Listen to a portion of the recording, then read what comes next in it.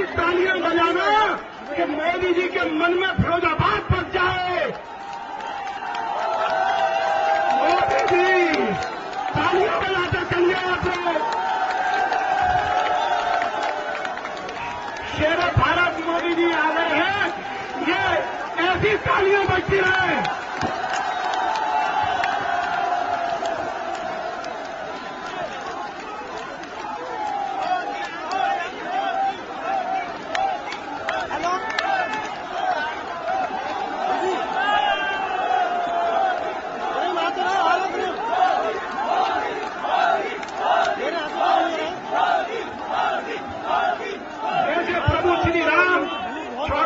वनवास के बाद अयोध्या आए थे तो जो हर्ष का वातावरण था, आदरणीय मोदी जी, पूरी फिरोजाबाद की जनता के अंदर आपके आगमन के वो दिए जल रहे हैं। तालियां लगातार बजती रहनी चाहिए मोदी जी के लिए, मोदी जी के स्वागत के लिए।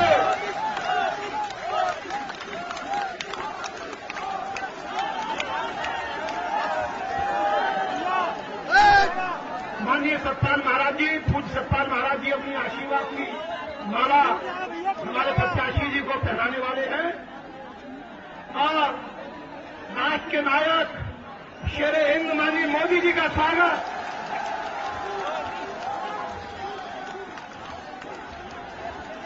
तालियां बजती रहे, प्रधानमंत्री के लिए तालियां हैं।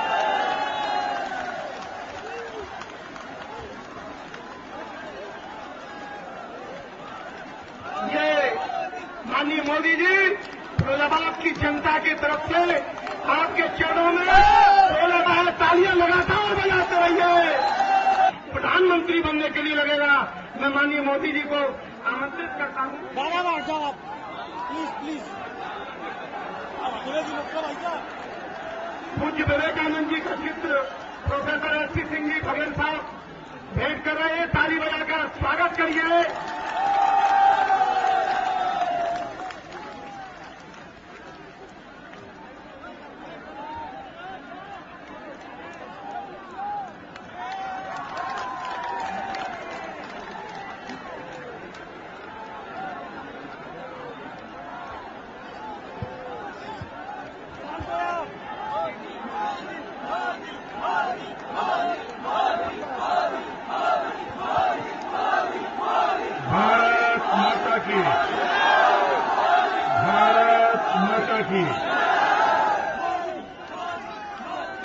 मंच पर विराजमान पूज्य सतपाल जी महाराज, भारतीय जनता पार्टी के सभी वरिष्ठ महानुभाव, यहां के लोकप्रिय उम्मीदवार प्रोफेसर एसपी सिंह बघेल जी और विशाल संख्या में पधारे हुए भारत के भाग्य विधाता मेरे भाइयों और बहनों,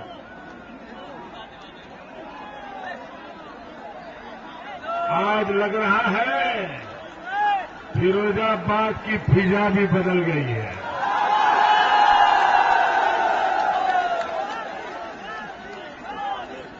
ये फिजा इसलिए बदली है कि शेर का बच्चा मैदान में उतरा है। भाइयों बहनों, जब एक शेर आता है ना तो बाकी सबका भागना तय हो जाता है।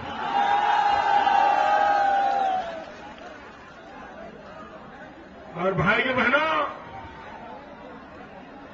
मैं आज विशेष रूप से फिरोजाबाद इसलिए आया हूं, चुनाव की बात तो करनी है, आप सबके दर्शन भी करने हैं, लेकिन मेरे मन की एक बात मैं यहां की जनता को बताना चाहता हूं। हमारे बघेल जी राज्यसभा के सदस्य रहे और मैंने एक फोन भर किया था, छोड़ दे यार बहुत हो गया, इसने छोड़ दिया। ये छोटी बात नहीं है। मेरे एक शब्द पर उन्होंने अपनी पूरी राजनीति दांव पे लगा दी, और इसलिए मैं कहता हूं ये शेर है, शेर।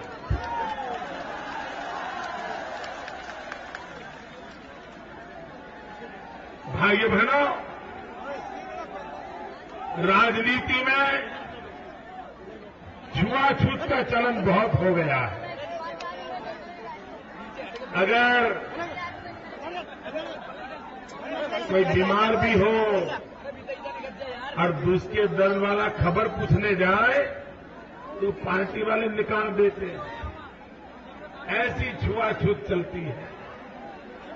ऐसी छुआछूत की राजनीति में भाइयों बहनों, ये शेर में ताकत है कि मेरे सभी शपथ समारोह में कभी वो डरा नहीं, अपनी पार्टी के लोगों से भी नहीं डरा।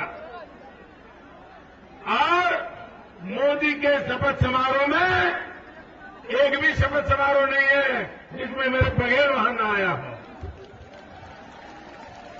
इसके लिए भीतर से ताकत लगती है, हिम्मत लगती है।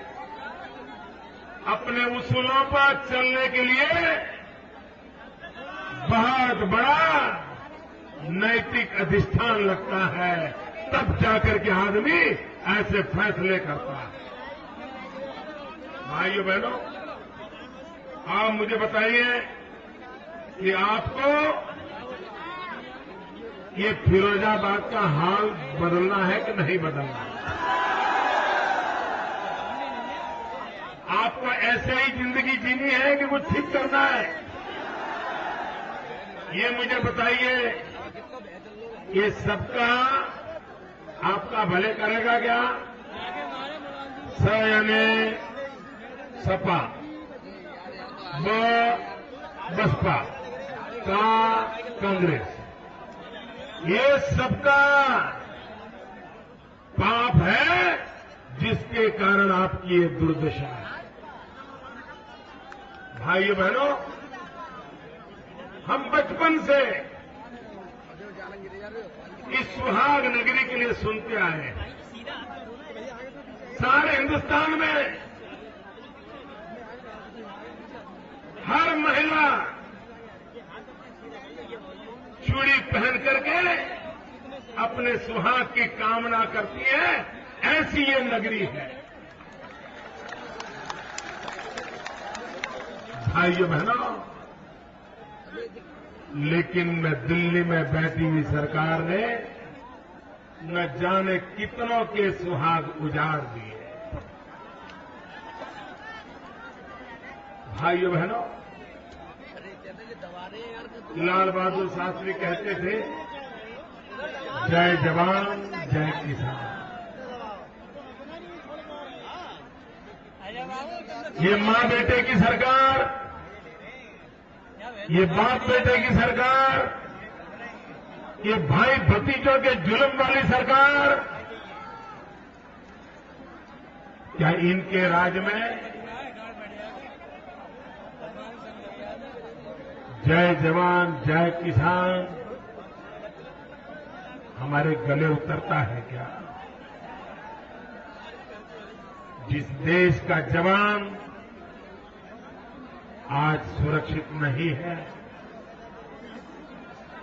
पाकिस्तान के सैनिक आकर के हमारे जवानों के सर काट करके ले जाएं और दिल्ली की सरकार सोई पड़ी हो। भाइयों बहनों, हमारे देश में युद्ध में जितने जवान मरे हैं उससे ज्यादा किसानों ने आत्महत्या की है। भाइयों बहनों, जिस देश में आए दिन जवानों को मौत के घाट उतार दिया जाता हो, जिस देश में किसानों को आत्महत्या करने के लिए मजबूर होना पड़ता हो, उस देश में मां बेटे की सरकार का तो एक ही नारा है, अब जय जवान जय किसान नहीं, मर जवान मर किसान, यही उनका कारोबार है। भाइयों बहनों, मैं हैरान हूं, आप यमुना जी के किनारे पर बैठे हो, लेकिन पीने के पानी के लिए तरस रहे हैं। मुझे बताइए, आप लोगों को पीने का अच्छा पानी मिलता है क्या? जितना चाहिए उतना मिलता है कि नहीं मिलता है? क्या इस देश के नागरिकों ने किसी सरकार से मर्सिडीज गाड़ी मांगी है क्या? किसी जनता ने देश की सरकार को अपने पर के लिए बंगला मांगा है क्या? आपने सोने की कोई चीज मांगी है क्या? क्या मांगा? पीने का पानी मांगा। अरे डूब मरो, डूब मरो, इस सबका वालों सारे डूब मरो।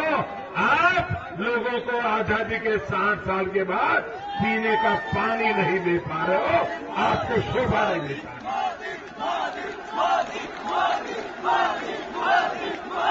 भाइयों बहनों, सरकार कैसे चलती है मैं बताता हूं आपको, और कैसे चलनी चाहिए मैं आपको समझाता हूं। गुजरात में बारिश बहुत कम होती है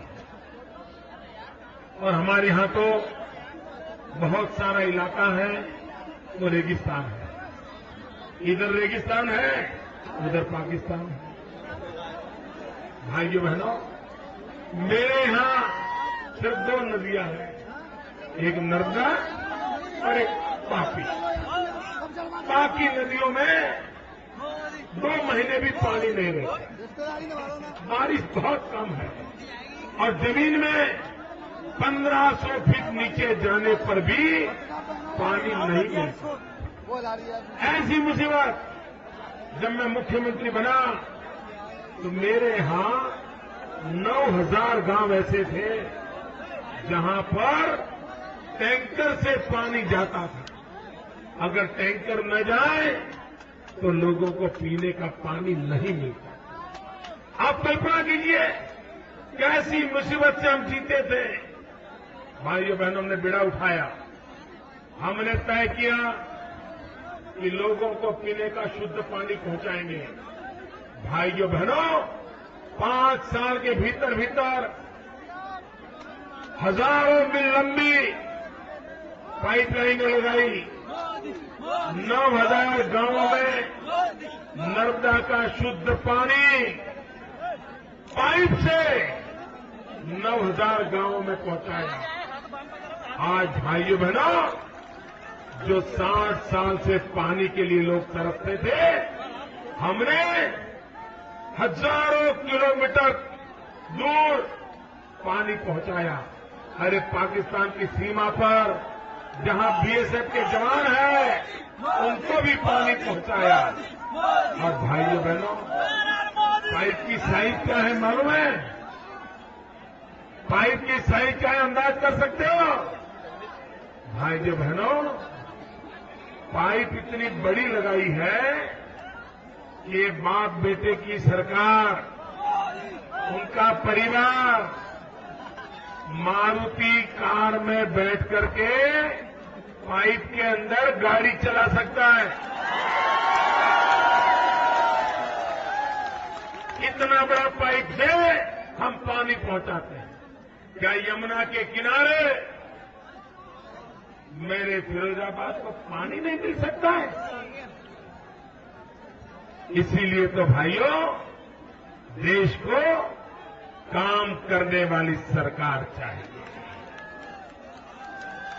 भाइयों बहनों, मैं आज फिरोजाबाद में यहां के इलेक्शन कमीशन से आग्रह करता हूं राज्य के इलेक्शन कमीशन से आग्रह करता हूं और भारत के इलेक्शन कमीशन से आग्रह करता हूं, आप जो दावा ठोकते हो कि आप निष्पक्ष चुनाव कराते हो, मैं आपकी कसौटी इस बात पे देखता हूं कि आप फिरोजाबाद में निष्पक्ष चुनाव करा सकते हो कि नहीं करा सकते। यही आपकी कसौटी होगी और मैं एक एक पोलिंग बूथ की निगरानी करूंगा, हमारी अपनी तरफ से वीडियो कैमरा लगाऊंगा और बाद में मैं जांच बिठाऊंगा। मैं देखता हूं आप कैसा कारोबार चलाते हो। आप इलेक्शन कमीशन का काम एम्पायर का है, उसको पक्षपात करने का अधिकार नहीं है और जो निष्पक्ष है वो विश्वास करे, सरकारी मुलाजिम विश्वास करे। 16 मई के बाद सच्चे और अच्छे लोगों को दबाने की ताकत किसी में नहीं होगी। ईमानदार और सच्चे लोगों को रक्षा मिलेगी, न्याय मिलेगा। ये दिल्ली में आने वाली नई सरकार का वादा है।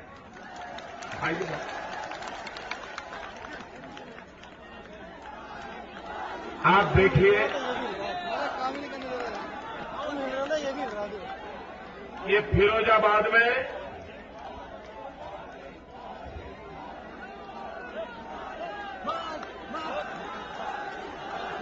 यहां में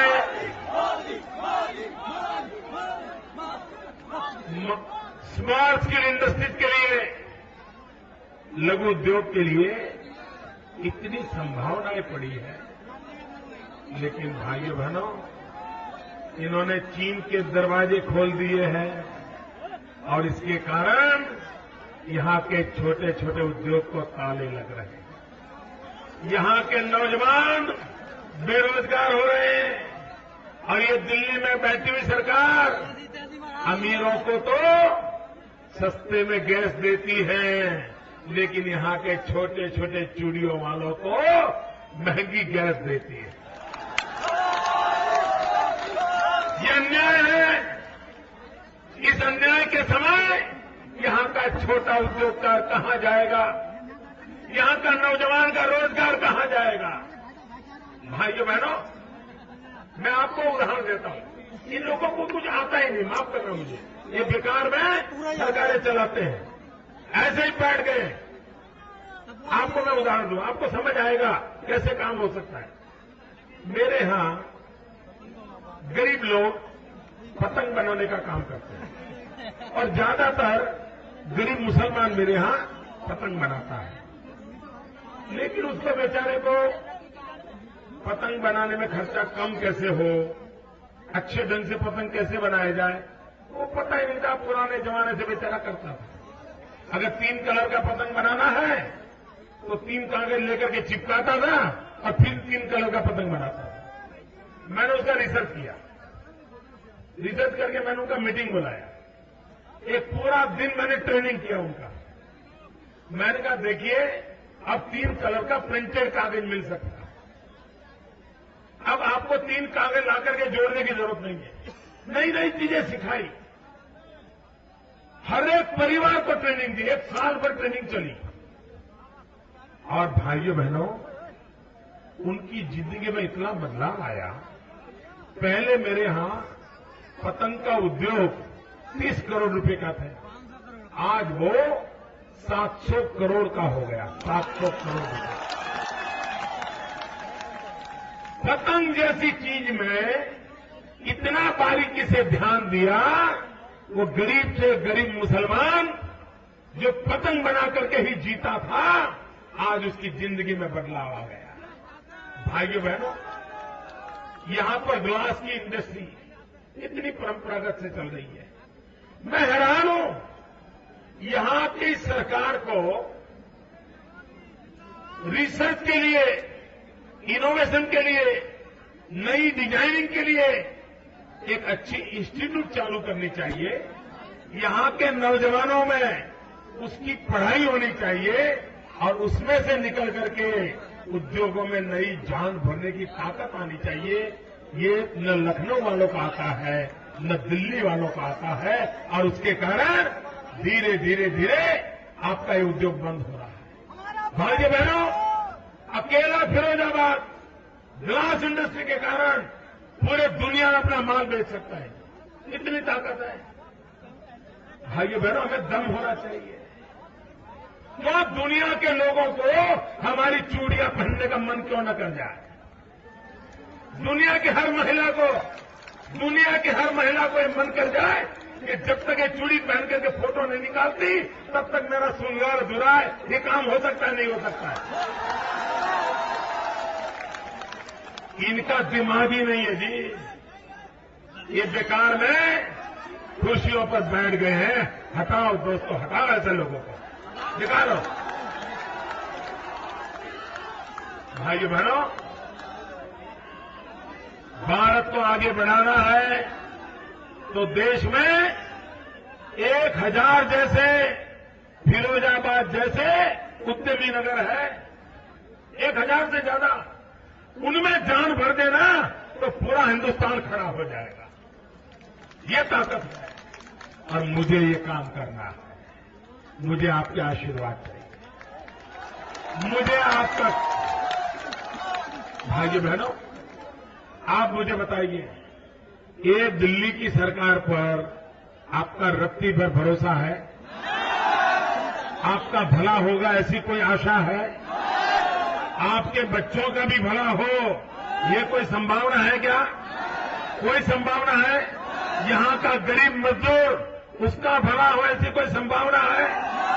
ये जो ग्लास इंडस्ट्री ऐसी है कि जिसके कारण परंपरागत रूप से कुछ बीमारियां आती हैं, लेकिन मुझे मालूम है मेरे गुजरात में भी बहुत बड़ा काम है, लेकिन हमें सुविधा है तो हम टेक्नोलॉजी नहीं लाए हैं। हम गैस का बहुत बड़ा सप्लाई करते हैं, इसलिए तो हमारे यहां तो इन दिनों घर अगर बनाना है तो पूरा फर्नीचर, दरवाजा, खिड़की, कुर्सी, झूला सब ग्लास का बनता है। और इतना बड़ा व्यापार शुरू हुआ है, लेकिन यहां पर कोई करने वाला नहीं है। किसी ने आपकी चिंता नहीं की। यहां जो ये ग्लास इंडस्ट्री में काम करते हैं उनकी बीमारी होती है, उसके लिए प्रोटेक्शन की व्यवस्था हो सकती है, उन गरीब मजदूरों की जिंदगी बचाई जा सकती है। लेकिन भाइयों बहनों, यहां कानून नाम की कोई चीज नहीं। वो मेरा गरीब भाई कहां गया? भाइयों बहनों, मुझे आपकी मदद करनी है, मुझे आपकी सेवा करनी है। आपने 60 साल तक शासक चुने हैं, एक बार इस सेवक को देखो। आपने 60 साल तक उनको दिया है, मुझे 60 महीने दीजिए, मुझे 60 महीने दीजिए। भाइयों बहनों, मैं गरीब परिवार में पैदा हुआ, मैंने गरीबी देखी है। मुझे गरीबों के लिए कुछ करने का ईश्वर अवसर दे, आप अवसर दें। 60 साल में जो गरीबों का नहीं हुआ है वो मैं करके दिखाऊंगा।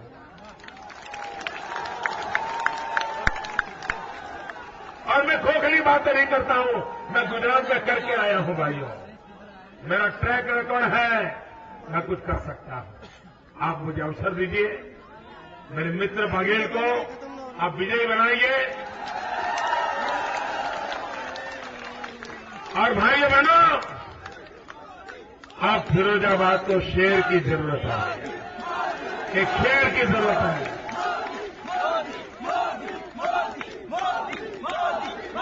और गर्मी कितनी क्यों न हो, गुंडागिर्दी कितनी क्यों न हो, वोट जरूर डालिए, कमल के निशान पे बटन दबाइए। भारत माता की।